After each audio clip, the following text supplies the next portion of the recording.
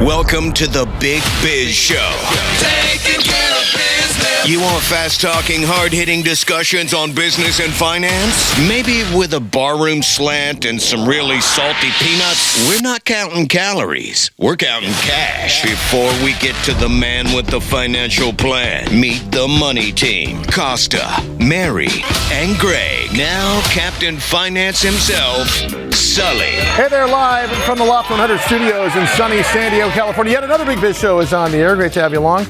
Mary Burt Godwin, my co-host, as well as Greg Todoroff, our executive producer. I'm Sully, and the Day Trader trio over there. Good to see you, boys. They know those 8 notes. That's it. They're the best in the biz, though, I'll tell you. But they nail it, I will tell you. Nail it every time. Howie Font is here to talk about all things business, but specifically today, there is this thing called meme coin and meme coin mania. Howie, what's a meme coin? What is it? And what does it mean? Is this like Bitcoin? Is this like Dogecoin? Is this like that monkey coin that came out last year? It's much closer to Dogecoin. So, it doesn't take much. It's just a little bit of code that's very well known, and you can launch your own crypto token. Usually you have to associate that with some sort of value or, prize or something like that. But in the days before the inauguration, there was an official Trump meme coin, and then very shortly after that, a Melania meme coin that came up, and the Trump coin reached a peak valuation. All of them at that price was $15 billion. Who creates these things? Does it have his picture on there, or what the heck is it? I don't understand. Well, like the new Trump sneak is talking about. Is it Melania and her hat from the inauguration? What is it? The Bolero. Oh, Not I actually like that. I was going to before that. Who's that number with that Bolero hat? I realized it was the first lady. Calm down. Relax. Can you tell me who made this thing, and do they make money from this? So this was created by an LLC that was opened earlier in the month, that is owned by the Trump organization. I think Eric Trump is the one that's spearheading this whole thing, and I'm sure that the company that they use to make this meme coin and them themselves have a large interest in it. But much was purchased by the retail market. And where do they purchase this? Is this on Coinbase? Is this purchased at Bank of America? Can you go to the ATM? Yeah. So once it was launched, it was scarce, and then these become really, really available as they get adopted by the exchanges. For instance, the Trump coin had a kind of a second life after an initial dip, after Robinhood announced that they had the Trump coin on it, and so that gives you access to different sets of retail investors. But no, I mean, we're doing this, I think, as a warning to all watching. Howie, are these things traded like? Are these traded like stocks are traded or bonds are traded? Is that when you say traders? Is that they invest in it and the next day they want to buy low, sell high type thing? These guys definitely want to sell high. I mean, I don't think there's any rationale for a long-term holding of the Trump coin or the Melania coin. Now, are these what happens here is what? What happens here is people see who is sponsoring it. They see how much notoriety that person has. They're putting large amounts of money in, betting that a bunch of other people are also going to try.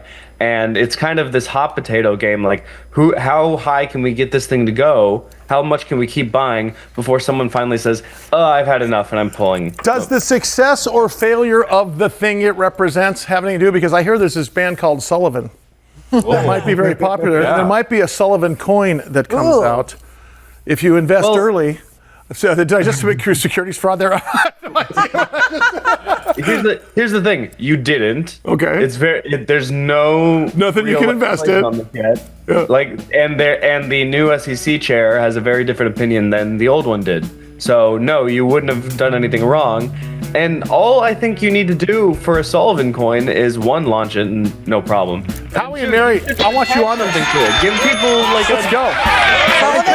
Can we have a physical one too? Like just so you know. For your put in your pocket. Thanks, Howie. Appreciate it. Live from the Loft 100 studios in sunny San Diego, California. Big Biz Show is on the air. Great to have you along. Nationwide, coast to coast, television and internationally, TV and radio. I'm Sully. That's Mary Burt Godwin, Greg Todoroff, Mike Costa out until next week. And of course, the Day Trader Quattro. No longer, now the Day Trader Trio. Good to see you guys. In the biz. I want to talk about AI. AI is something that is as Terrifying? certain as the automation of making automobiles back in the 1920s. Okay, whereby the biggest fear back then was people losing their jobs and never replacing. And it turns out it worked out great. AI holds immense promise in terms of what it can do with certain companies. This next company, and we got this referred to us by, I think, a viewer who contacted Greg, our executive producer, and said, you got to get this company called Poet Technologies on the air. And because Greg is such a big shot, and he appears on a national television program every day. Very important. He got the chairman and CEO of Poet Technologies. Their stock symbol is P-O-E-T, P-O-E-T, just like the word poet. And Poet powers AI. Suresh Venkatesan is our guest today, and he joins us via Zoom. Dr. Venkatesan, may I call you Suresh? Great to see you today, and thanks for coming in. Can you talk to us just top down for the Johnny Lunch Buckets of the world that don't understand AI, how this is going to change our world? Yeah, for sure. First of all, terrific to be here on the show with you. So I think it's great to have the opportunity to talk about what we do at Poet. Well, thanks. Thanks for coming in. Listen, AI is, it's ubiquitous, right? And one of the things that we see with AI particularly, is it kind of breaks down into two categories. One is called training and the other is inferencing. But really, the big growth right now is in training. And people have these large language models that they're sitting and training these machines, right? So that when you type something into ChatGPT, it understands what you're asking and then can query that against an immense database and provide you with, reasonable responses. And these large language models use billions, hundreds of billions of parameters, right, that you have to be training them.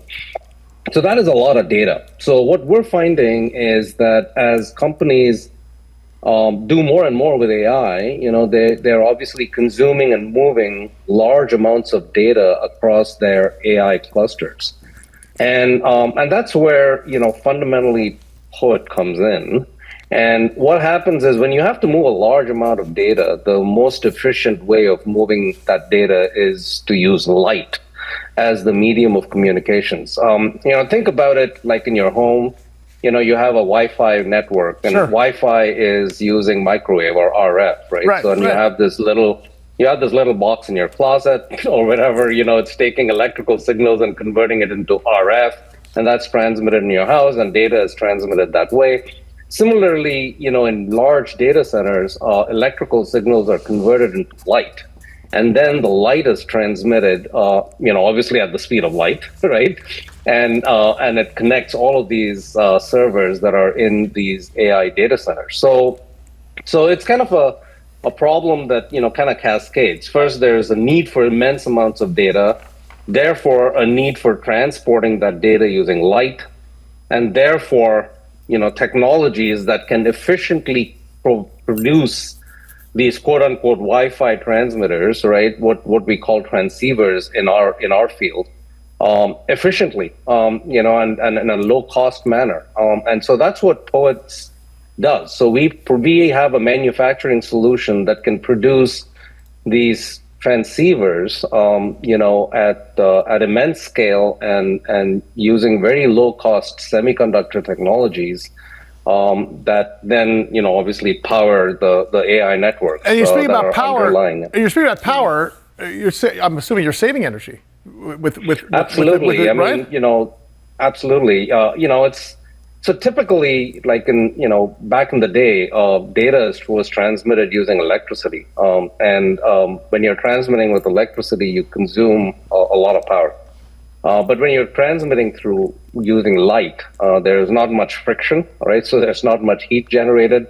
and you can dramatically lower the power consumption in these AI systems. So there is a push and a need for obviously reducing the amount of power that these data centers utilize, and one of the ways to do that is to convert more and more of the electrical links into optical links or light links that consume much less power. That means more demand for these solutions that use light, which means better manufacturing techniques that are needed to make them in high volume and low cost, which means using POET's technology, right? So, Dr. Suresh, who and what industries make up your client base? We are primarily serving, large-scale data centers that are putting together AI servers, right? So these are hyperscalers like eventually the Googles, the AWSs, the Metas of the world, that are consuming these optical transmitters like they're M&Ms, right? And so, we are coming up with technologies that allow us to manufacture these transceivers or transmitters at an extremely low cost. So our industry it is esoteric. It is in data communications, which is, providing optical data communication links. That's our industry. But it's also infrastructure. You're creating an infrastructure where none was before. Absolutely, it's hardware infrastructure. If you're the backbone, you're in the right place at the right time, I would suggest. Correct? Yeah, we've been developing this technology since about 2018, and back then people were like, oh yeah, we don't really need something like this. And they were probably true, because the scale and the volume of optical data communications wasn't nearly what it is today. Today, AI is going to happen. AI is going to drive the need for new solutions. And solutions like the ones POET has developed and provided are now becoming more and more mandatory, in terms of being able to build these really, really high speed systems. One of the things that's interesting here is that best practices in your business wasn't even known, let's say back in 2016, right? Mm-hmm. So you had this sort of, I'm going to say clumsy sort of way of integrating everything from lasers to waveguides and so on and so forth. And what you've done is created a more elegant sort of best practices for the industry, which in turn could end up being the backbone of the entire industry if things go correct. Am I assuming that could be part of the arc of the story? Yeah, that's correct. If you look at the arc of development in photonics, which it's very, very different from electronics. So electronics are, of course, manufacturing processes that make microprocessors, right, or graphics chips or what have you, and they're built on large semiconductor wafers. They're built hundreds of chips at a time, thousands of chips at a time, using kind of advanced semiconductor manufacturing techniques. Photonics or optics, it's akin to building one chip at a time, using a manufacturing process. And so it doesn't really have the economy of scale in terms of either cost or just sheer volumes they're trying to put out. And so what we've done at POET is to try to apply the tried and tested methods of manufacturing semiconductors and applying it to the world of photonics. And in so doing, creating a manufacturing infrastructure that is able to scale with the demands of AI. I think what excites me most about this is that AI is going to change everything, but we don't know what we don't know. I think you know what we should know. So what are you most excited about going into 2025 and beyond, not only for AI, but for your company? Yeah, I think, AI, I think going forward into 2025 and 2026, I believe AI is, the killer app for AI is, people are still trying to figure out what that is, right? So there is, of course, a lot of hype around AI, with ChatGPT, large language models, but there are going to be these killer apps where, for example, efficient code writing and just generally increasing the efficiency of people, productivity, right? Like you brought about automobiles right at the beginning. It's kind of interesting when you look at automobiles at the very beginning when auto came up. Ford created a manufacturing assembly line, that didn't exist before. And so he did that because he saw a need for a large number of automobiles, and he felt that, the manufacturing process to make these automobiles had better change. Otherwise, there was no way he was going to be able to manufacture those number of cars. That's what we've done in the world of photonics for AI. So I feel, a couple of things. AI is just going to grow and proliferate, and there are going to be some interesting killer apps that we can't even conceive of today, right? And that's typically what happens with technology. That makes it ubiquitous. And when that happens, there's going to be a big growth, and we're there to, provide solutions to support that growth, right? We're providing products using semiconductor technologies, utilizing what we call our proprietary optical interposer platform to create these solutions for the AI space that can meet the requirements for cost, size, scale in terms of volume, energy efficiency, and all of the things that matter. You're an enterprise-wide solution. His name is Dr. Suresh Venkatesan. Dr. Venkatesan, will you join us again? We can have you for a whole hour here and talk to you. I think it's fantastic. I hope you come back with us. His stock symbol, POET. POET, of course, Poet Technologies. We'll hear more from him, I can guarantee you that. Big Biz Show continues, bigbizshow.com. We are in the Loft 100 studios in Southern California. Must mean one thing and one thing only. That's right, it's the Big Biz Show. Whoever you're watching, whoever you're listening, as always, thanks for being with us here. Sitting here at the bar, I'm Costa. That is Marybird Godwin, a.k.a. Miss Heavy Metal 2025. Leather to you. Hey, are you? Leather. Tech producer Greg Todorov, and of course, Sully. If my middle name was Leather, would that be creepy? If what? Hi, I'm the CEO of Chase, JP Morgan Chase. My name is Robert Leather Sullivan. Would that be? Yeah, people What would be the worst middle name you could have as a CEO of a public company? Swindler. Risk? Risk. Yeah. Wouldn't it be like it's a Dutch name. It's actually Thief. Excuse me. Mary, are you I find out more and more. Mary's been working together with me for what, 7 years, 6 years? Seems like 10 minutes. 6 years. Underwater. Yep. Can I ask you? For me. Well, that's all you got? Whoa. That's all you got? That's it? Whoa. So did you. Yeah. You are. Exactly right. I find out that, Mary has been involved. Tomorrow I'd like to talk about on the other show about how you were part of yes, Jeff and Jer show. And then, but I also want to talk about all of the game shows you've been involved in. I've been on several game shows. Yeah. So, what makes one say to themselves, "Ba-da-ba, da-da-ba," and then come on down? I mean, I remember Rusty Nails. I hearken back again one more time to. Let me bring it to a gentler time. Yeah. Sorry. No, that's actually appropriate music for you. Anyway, Russ went on America's Funniest Home Videos one time. He did. We had to and he sat. No, he was just in the audience. Oh. So he's got his wife here, little Tyler here, little Bree here, and Allie, and and here's the camera here. So let's pretend the camera's right in front of you. Where's it? Give me this camera right here. This camera's here. Okay. Yeah. So he's like here, right? And the kids are here. Russ the whole time's like.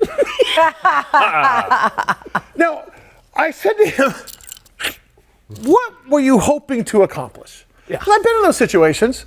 As a bachelor, I've said things out loud like I want to meet that girl. So I'm going to say, that is a giant purse with no plan at all. Like, what happens next? Right? I want to know. Like, I see us when we get in these situations. Like, what was the plan? Was your plan to get discovered? Or no, my plan was to make money. No kidding. I wanted to make money. I was a new mom, and I didn't want to go back to the job I was at. Didn't you get a free ticket money somewhere? Haven't you gotten free tickets in Dover? Or has it all been a big zero?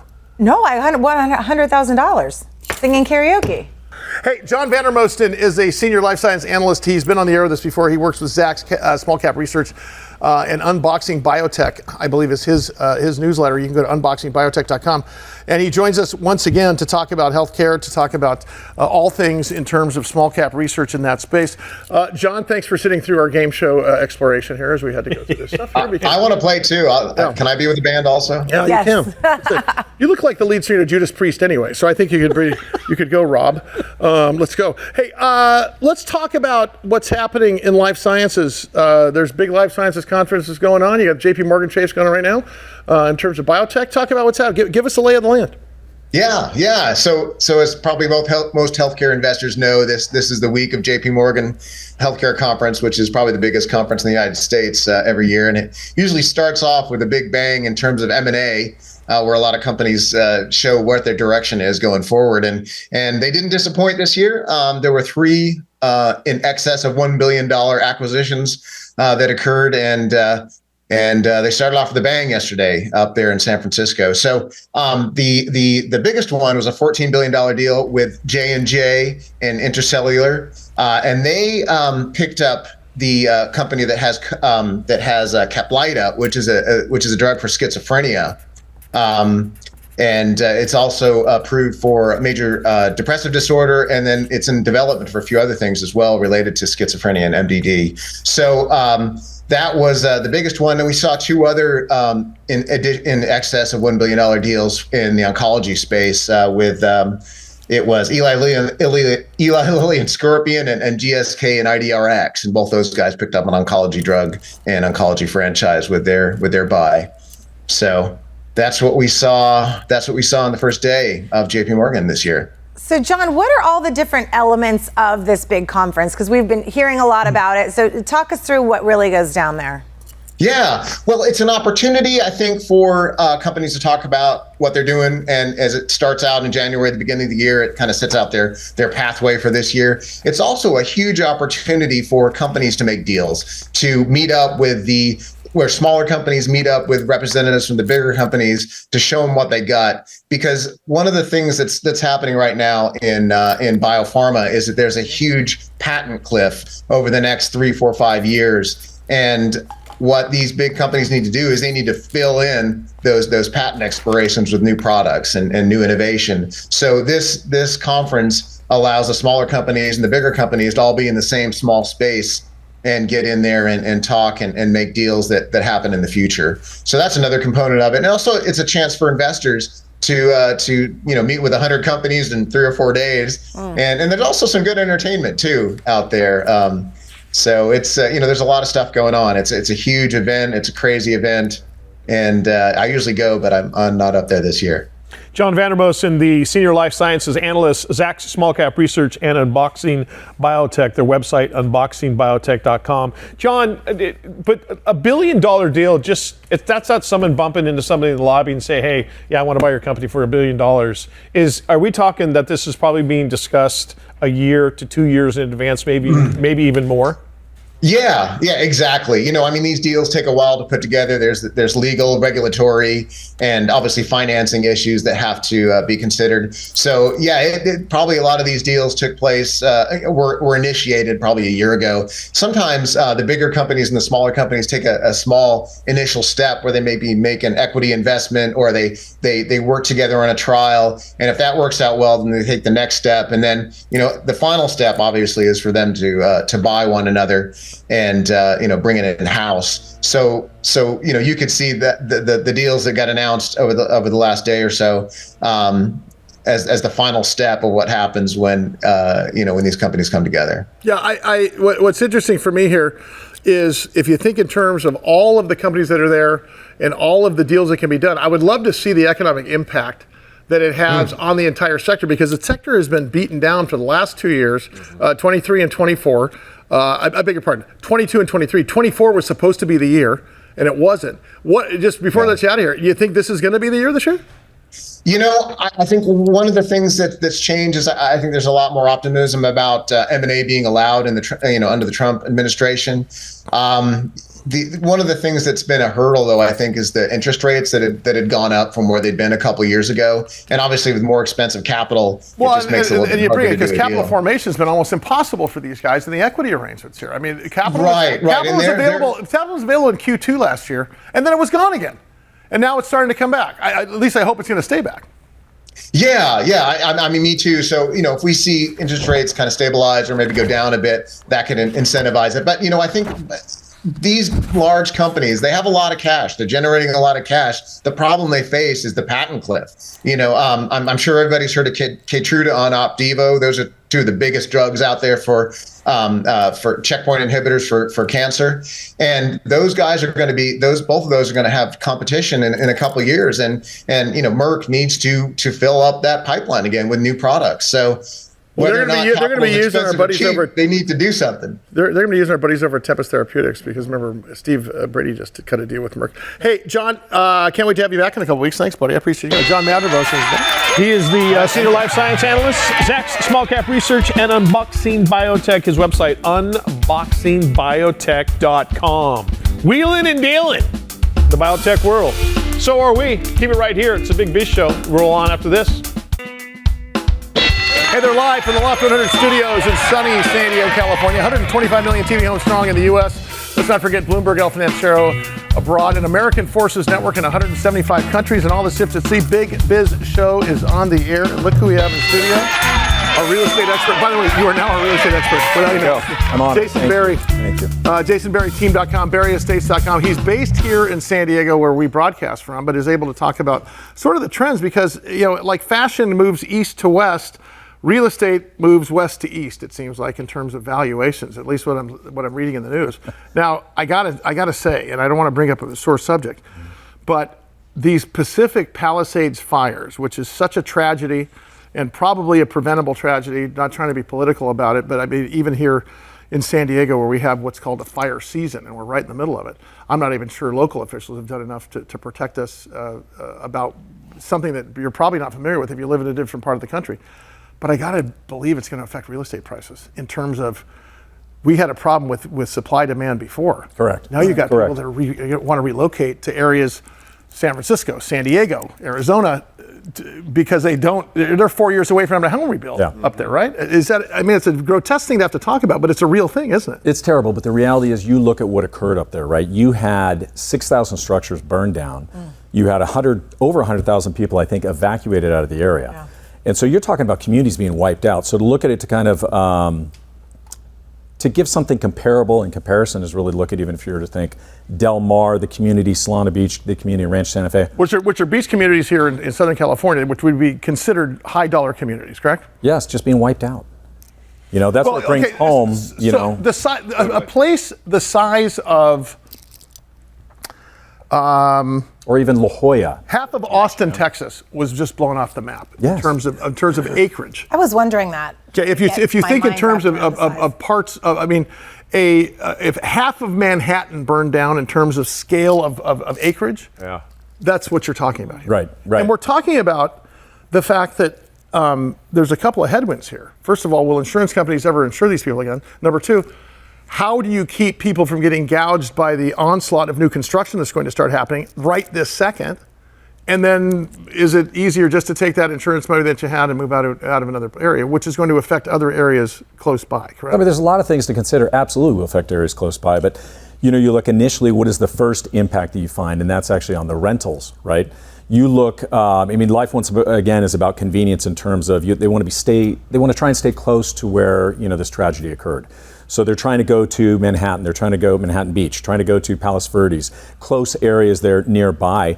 And the rents, what you've seen in those areas, is double, triple, which is unbelievable because demand as well.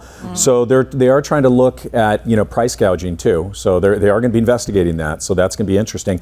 But to Greg's point, you are seeing it, in terms of a trickle effect. They're coming down too. They're coming down to the coast.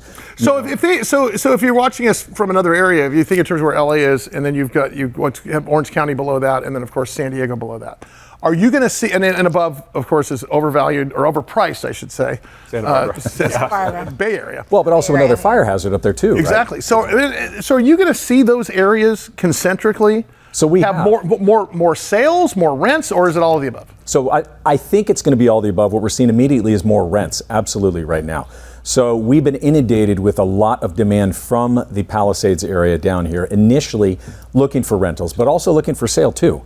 So it's hitting all aspects of it. And then if you try and forecast beyond that too, the people, these families that are relocating here, and they're enjoying the area, what percentage of that population turns into full-time?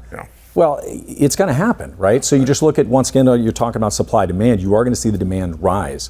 That's just a natural progression is what you're going to see. And so that is going to impact values, again, we hope positively down here. But once again, it's a tragedy what you see, but just what is the outcome going to be? It's going to be positive for the luxury communities here in San Diego. What happens up there in terms of those areas where you have just scorched earth and just a couple homes left? Yeah. Will they rebuild, do you think? Will those areas be able to be rebuilt at some point? I think you're going to see all of that. You're going to see fast tracks being put through the cities to try and help the building. But it's going to be very interesting to see what does happen, right? Because think about this.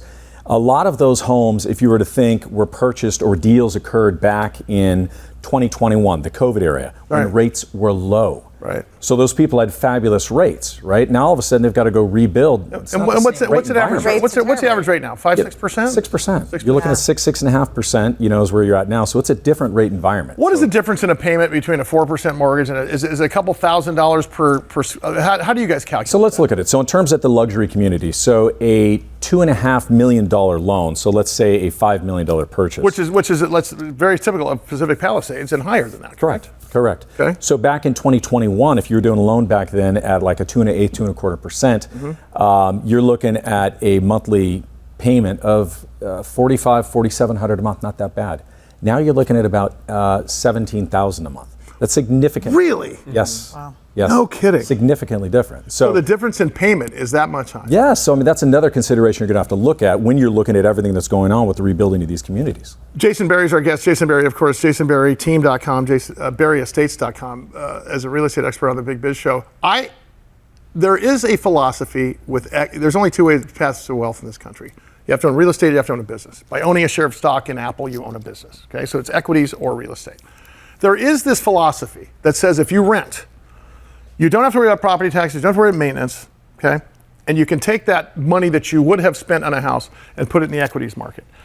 Do you think more people will start renting now going forward, or do you think purchasing real estate is still going to be sort of the stalwart? I think, well, the thing that's nice about real estate is when you're looking at investments, you're looking at the market, everything else. One thing, just the basics, real estate is real. You can feel, touch, see, and you can actually personally enjoy it. Yeah. So first and foremost, that's something that's wonderful as opposed to renting. You do not. You're not investing in something that's yours.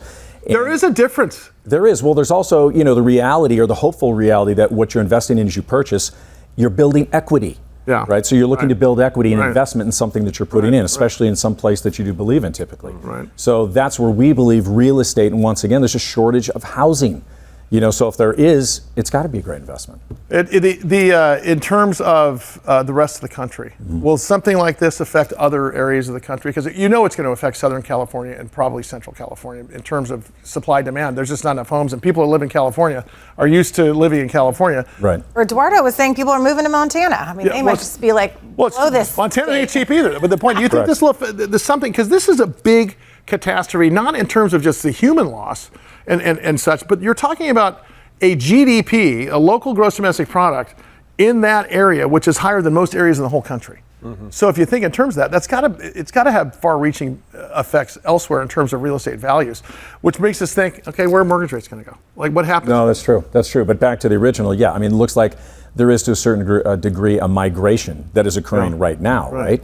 So the question is how permanent is that migration? That's going to be the question. So time will tell. I think in the next 6 months, we're going to have pretty good indicators of that. In the next year, we're going to have great indicators of exactly where the direction looks like we're headed. In terms of mortgage rates, that's the scratch in your head, right? We've got to wonder, where's this economy going? Stock market is strong. And mortgage covers the long bond, not the short interest rates. So when the Fed drops its rates, they're not dropping rates that immediately affect mortgage rates. That affects credit cards and car loans and savings accounts. If you were to unfortunately be one of the people that lost a home there, okay, and let's say you had a $5 million home, you got a $2.5 million mortgage, you probably got a $3 million or $4 million rebuild insurance policy to get your house. Would you rebuild or would you go move elsewhere? What would you personally do? I think it depends, right? I mean, you look at some of those communities where the total community has been wiped out. Yeah. Right? Yeah. So the local grocery store. Yeah, you're going to meet, I think, and speak with your loved ones and really decide, guys, this is what it looks like. It looks like it's probably a 2, 3, 4 year time horizon for us personally to get this. And what does our community look like at that point in time? I think one thing is nice is this is an opportunity for a lot of those people too. And I see this happening through a lot of my connections up there in LA with some of the top agents, where a lot of these owners are kind of getting together, trying to, it's making them come closer and more tight knit, which is really nice to see. Sense of community, care, concern, where they're trying to get together and they're trying to forecast and really plan, for that future to see how they can help, integrate and make it better for the future. That's actually nice to see happening too. Real quickly, Before we let you out of here, I want to talk about your Instagram and how people get a hold of you. But before you do that, talk about fire insurance up there. What in the state of California specifically? This is like tornado insurance or hurricane insurance. You default to the California Fair Plan, which is a max at $3 million. But right now, State Farm, they took off. Everybody knew that. They bailed out. The local areas down here, it seems like you've got a couple still. Pure is, I think, one of the stalwarts that's pretty big in there right now. Yeah. But, for them to come back in, I think there are going to have to be some changes made. It's interesting. Are those legislative changes? Are those mandates through government, or are they just going to have to be through the shareholders? Say, look, you're losing money by not writing here. Potentially, each one of those could motivate it, right? Okay. But it's interesting. We have a lot of friends in our communities that are being very proactive. One is a wonderful friend named Ellen Stiefler. She even wrote an article to the communities like, look, what can you do for fire preparedness, right? What can you do? And she gives some great example in there too. Right. Just talking about different vegetation going through. I planted pickleweed around my property. There you go. All around, ice plant a long time ago. And it was the ugliest thing in the world. I can't really see it on the embankment, but I had a CAL FIRE came by one day because they come by once a year to our area. And we got an A+ because of the fact that you got to be proactive about it, right? How do people get? You have 130,000, 140,000 followers on Instagram and social. How do people find you? So jasonberryteam.com is where they typically find us right there. And on Instagram? On Instagram, Jason Berry Team. All right, very good. We'll put it up there on the screen for you. Jason, see you in a couple weeks. Guys. I'd have you here every day if I could. More Big Biz Show coming up. Stand by. Big Biz Show. You guys are fabulous. Yeah, you as well.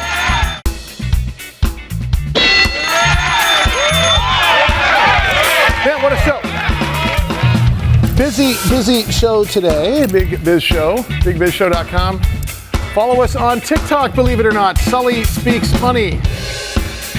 Greg Todoroff, our executive producer, Mary Burt Godwin, my co-host, Mike Costa will be back next week. And of course, the Day Trader Trio. Thank you, boys. John Vandermosten is our resident analyst, whether he knows it or not. He has now become our resident stock analyst, life science analyst in the biotech side. He works for Zacks Small Cap Research as well as his own newsletter called Unboxing Biotech.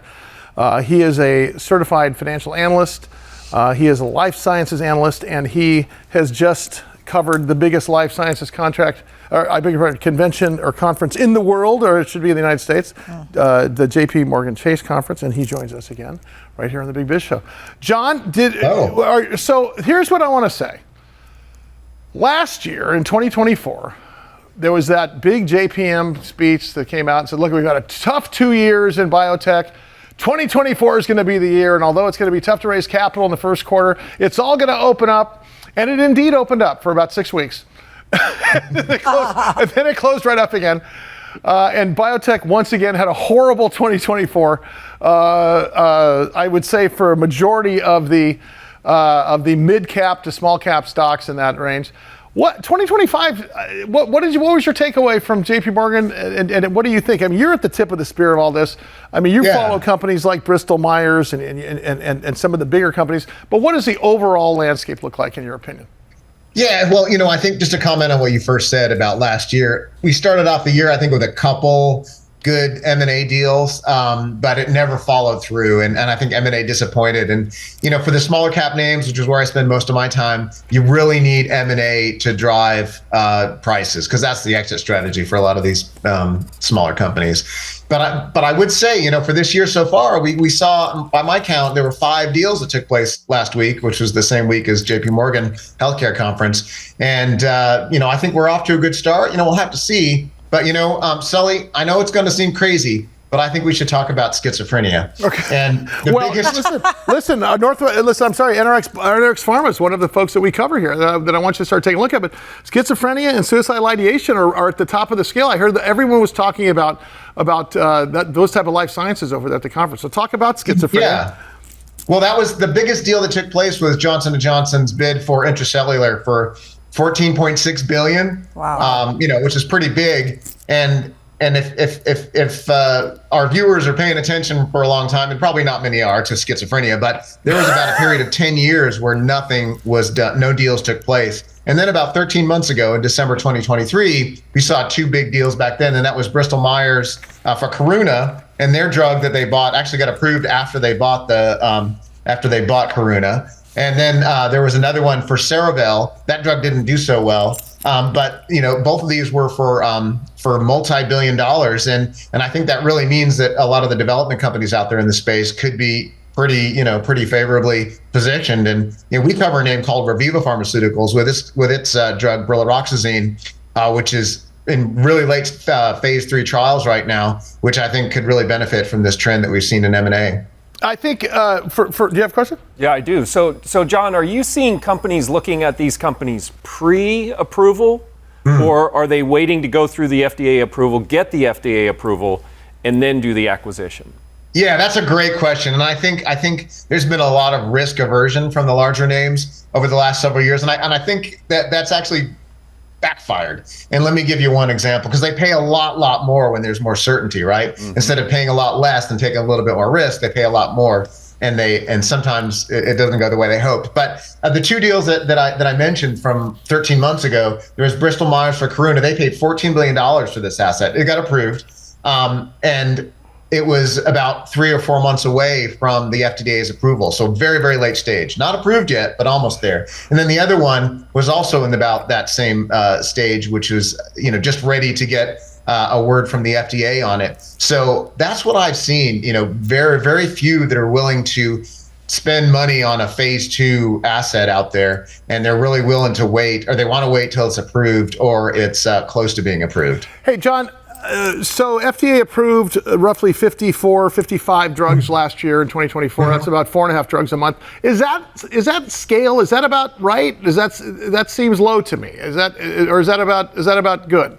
Yeah, those are novel drugs. I mean, there are probably some more approvals beyond that that are reformulations of already approved drugs. But those are pretty high numbers if you look historically. If you go back. We had a slowdown during COVID because the FDA was focused on the vaccine, and there was travel restrictions that prevented them from doing their work. But that's about at the high level, about 55 or so. And I think we've seen about that amount for the last couple of years. The thing that we've talked about on the program here is I think Mary's the one who actually brought up the GLP-1. Drugs. I mean, they've been a big deal for 2 years. If you think of in terms of Wegovy, Saxenda, Triceratops. Well, now they're saying whatever it's called. Now they're saying that they're good for even sleep apnea and other things besides just. Well, first it was diabetes, and then now it's weight loss, and then it's all this other stuff too. Okay, so cardiovaseware health too. Yeah, wait a second. Wait. And then Alzheimer's was another one. Wait a minute. If they're weight loss drugs, if you lose weight, diabetes goes down, heart rate's better, and your sleep apnea goes away. Is that just a natural progression, or are these individually addressing these things?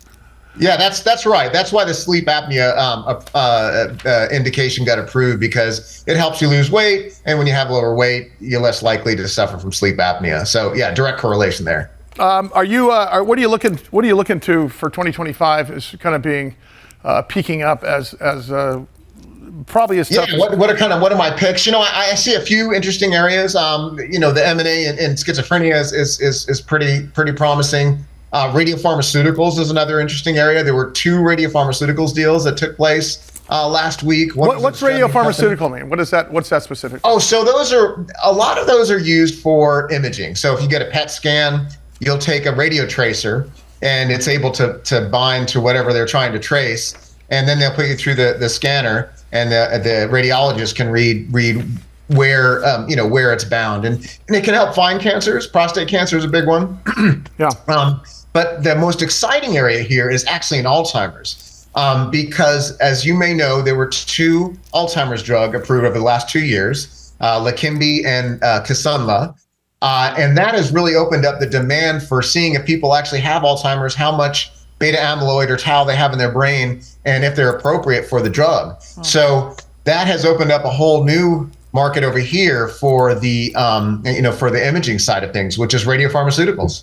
Well, John, we're going to have you back next week. Always a pleasure. His Twitter handle at VanJohn10, at VanJohn10, of course, Zacks Small Cap Research. And look at Unboxing Biotech, our good buddy John Vandermosten there.